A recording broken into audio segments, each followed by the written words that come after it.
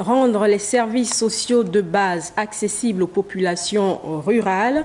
Le gouvernement gabonais et ses partenaires s'engagent à relever ce challenge. Il y a quelques années, une étude de faisabilité de ce projet avait été lancée. Les travaux de ce jour visent justement à restituer les informations recueillies. Katia Sandong et Michel Dionne-Boudé. Dans cette salle, élus locaux, investisseurs et experts en eau et d'électricité peaufinent des stratégies de mise en œuvre des services de base en milieu rural. C'est donc 48 villages parsemés dans les provinces de l'Ogooué-Maritime, Moyen-Ogooué et Estuaire qui bénéficieront des pompes hydrauliques et de l'électricité à partir d'énergies renouvelables, mais à des niveaux variables. Il y a des villages qui bénéficieront de mini-réseaux électriques avec des petites centrales basées sur la promotion des énergies renouvelables, donc essentiellement du solaire. Mais nous aurons également des villages plus petits avec un habitat dispersé qui bénéficieront de kits solaires.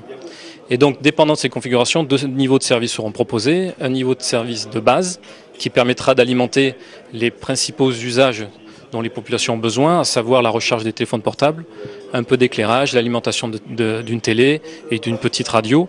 Mais il y aura également un service qu'on appelle service plus ou premium qui permettra, en plus de ces usages de base, d'alimenter également un frigo, un ventilateur. Ce rapport, issu des 2 années de réflexion, assurera la faisabilité, fiabilité et surtout la pérennité des services à fournir aux populations rurales du Gabon. Pendant plusieurs mois, avec le concours de tous, les 2 consultants recrutés par la Banque mondiale ont mené toutes les activités nécessaires à l'accomplissement de leur mission.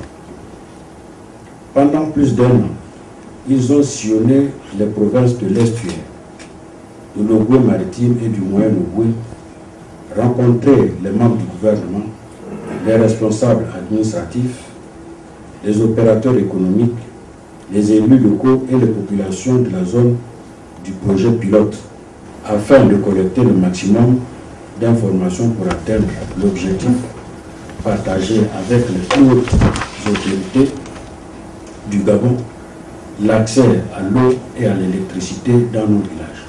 À la suite de cet atelier de restitution, un appel d'offres à l'endroit des opérateurs économiques et le lancement des travaux en début d'année prochaine.